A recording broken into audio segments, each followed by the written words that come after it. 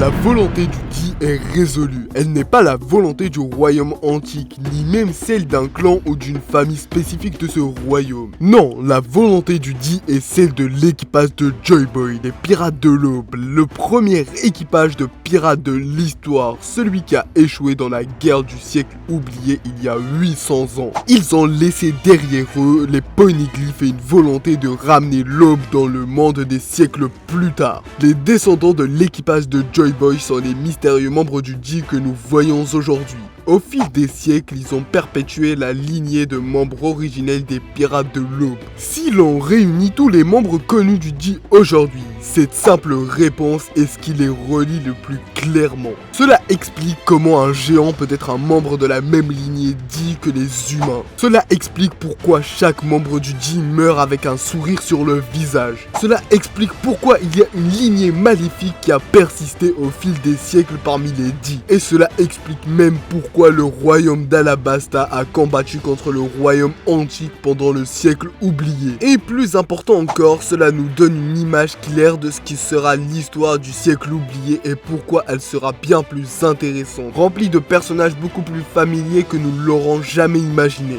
Si nous examinons toutes les possibilités concernant la volonté du Di et qui sont les véritables membres du Di, tout pointe vers le fait qu'il s'agisse d'un équipage spécifique à celui de Joy Boy. Pour comprendre pourquoi, nous devons d'abord retracer comment les possibilités se sont réduites au fil du temps. Au début, lorsque nous avons commencé à avoir des personnages avec l'initiale Di dans leur nom, le lecteur en supposait qu'il s'agissait d'une sorte de lignée familiale secrète. Après tout, porter une initiale spécifique comme un deuxième prénom semble signifier un lien familial. Au début, cela a été renforcé par le fait que les frères de Luffy partageaient le même initial, tout comme Roger, et ils étaient les seuls membres du Di que nous connaissons. Cependant, tout cela a changé lorsque nous avons rencontré Saul, un géant pur sang qui portait également l'initiale Di. Un géant pur que nous ne pouvons évidemment pas être de la même famille que les autres membres humains du Di. Cela signifie que les Di ne sont pas tous liés par le sang, leur connexion doit être d'une autre nature. Alors, que dire du royaume antique en général?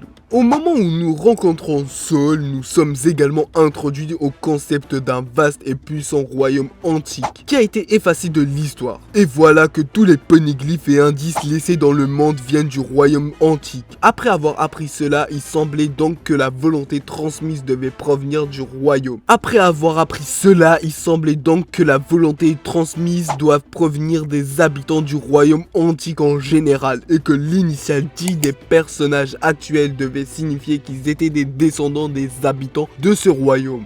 Cela aurait permis d'expliquer pourquoi Saul, un géant, était un Di, puisque les géants pouvaient également faire partie de ce royaume. Cela devenait la nouvelle croyance, sauf que non, cela ne fonctionne pas non plus si on y réfléchit bien. L'idée de la volonté du Di soit simplement la volonté d'un royaume tout entier semble peu probable.